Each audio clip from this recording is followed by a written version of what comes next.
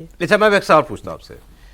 आप करीबी लोग तो पहले भी बहुत छोड़ के गए अरविंद केजरीवाल को, भी हम नाम डिस्कस कर रहे थे।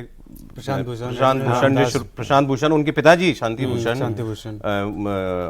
प्रोफेसर की बहन आनंद कुमार जी, योगेंद्र यादव, कुमार विश्वास, बहुत लंबी लिस्ट है ये। लेकिन वो एक एक करके टूटना, वो भी चेहरे थे पार्टी के, और यूं एक धड़ा एक साथ जाना, उसमें क्या फंडामेंटल डिफरेंस क्या है? नहीं, फंडामेंटल डिफरेंस है कि अरविंद केजरीवाल की उस समय जो इमेज थी और आज जो है, उस समय अरविंद केजरीवाल पर कुछ नहीं जाता था कि ये लोग अरविंद केजरीवाल के खिलाफ हैं, षड्यंत्र कर रहे हैं, उनको कमज़ोर करना चाहते हैं, ये सब नैरेटिव चलता था। अरविंद केजरीवाल जिस दिन जेल चले गए शराब घोटाले में, तो उनका जो आभा मंडल था वो चकनाचूर हो गया। तो वो कट्टर ईमानदार से कट्टर बेईमान की छवि वाले हो गए। अब वो कुछ भी दावा करते रहे, दिल्ली के लोगों ने ये बता दिया कि उनकी बात पर उनको भरोसा नहीं है। सबसे बड़ा टेस्ट अपना उन्होंने खुद ही जो है करवा लिया।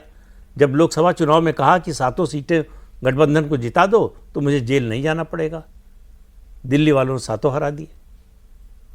तो अरविंद के शीश महल का मुद्दा, ये सारे मुद्दे जो है, शराब घोटाला जी, सवाल ये है कि जो सत्ता में रहते हैं इस तरह के सारे धंधे करते हैं, कोई पार्टी इससे अछूती नहीं है। लेकिन हर पार्टी ऐसी चीज़ें एक्सपोज होने के बाद उससे कुछ सबक लेती है, कोर्स करेक्शन करने की कोशिश करती है।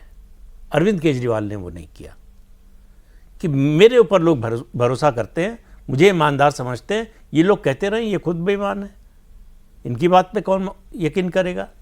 ठीक। और वो धीरे धीरे होता होता आया कि लोगों ने भरोसा करना छोड़ दिया। अब लेकिन ये जो लोग गए, इनको तो ये बात सही है, जो मिला केजरीवाल से मिला, इनमें से कोई भी एक व्यक्ति ये क्लेम नहीं कर सकता कि वो कोई लोकसभा का चुनाव लड़ ले, विधानसभा का चुनाव लड़ ले तो जीत ही जाएगा।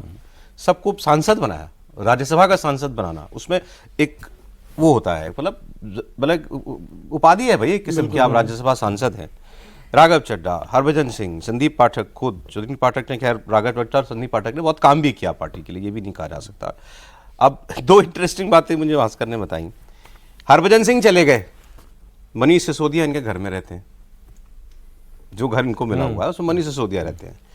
अशोक मित्तल चले गए, इनके घर में केजरीवाल जी रहते थे, और वो घर शायद आज ही खाली किया। आज तक अरविंद केजरीवाल इनको जो सरकारी बंगला मिला हुआ था उसमें रहते थे। ये आप सोचिए, तो उनको पता ही नहीं चला कि ये हो रहा है उनकी पार्टी में। और देखिए, आम आदमी पार्टी को ये नहीं पता था कि 7 सांसद जा रहे हैं। उनको 10 तारीख तक ये पता था कि राघव चड्ढा बीजेपी ज्वाइन करने वाले हैं, लेकिन ये नहीं पता था कि राघव चड्ढा के साथ 6 और सांसद जा रहे हैं, इसकी जानकारी नहीं थी। आज सुगबुगाहट हुई थी, प्रेस कॉन्फ्रेंस से 2-3 घंटा पहले शायद थोड़ी बहुत जानकारी हो गई थी कि शायद 7 सांसद चले जाएंगे, लेकिन इससे पहले बिल्कुल भी अंदाजा नहीं था पार्टी को कि एक साथ 7 सांसद छोड़ के जा रहे हैं। क्यों? और देखिए, इसके पीछे रीजन है। जैसे आपने शुरुआत की बताया कि संदीप पाठक दर्द में लग रहे थे। हाँ, वो दर्द में थे, इस बात का गवाह मैं हूं। पिछले 3-4 महीने में कम से कम 4-5 बार मेरी बात हुई है उनसे फोन पे, और उनका दर्द हम लोग समझते हैं। ये शुरुआत आज से नहीं हुआ, लोकसभा चुनाव के बाद ही संदीप पाठक के पर कतरे जा रहे थे पार्टी में। लोकसभा चुनाव के समय में संदीप पाठक के ऊपर में ये जिम्मेदारी दी गई थी कि पंजाब में कौन कौन उम्मीदवार बनेंगे, जिसमें पंजाब से बहुत सारे ऐसे जो मंत्री थे, विधायक थे, उनको लोकसभा का चुनाव लड़ाया गया, लेकिन उतनी बड़ी सफलता मिली नहीं। तो उसके बाद से ही उनके ऊपर में शिकंजा कसने लग गया था, और पार्टी के तमाम लोग कस रहे थे। और होते होते जब दिल्ली विधानसभा का चुनाव आया तो एक तरह से अलग थलग कर दिया गया। और अलग थलग किसको किया गया? जो व्यक्ति दिल्ली का संगठन, पंजाब का संगठन, गुजरात का संगठन, सबका संगठन बनाया है। अच्छा, स्क्रैच से दिल्ली एंड पंजाब, दिल्ली, पंजाब एंड गुजरात। ठीक, अच्छी तरह से हम लोग ये जानते हैं कि संगठन का हर व्यक्ति उसको जानता था, और हर व्यक्ति को नाम से जानते थे।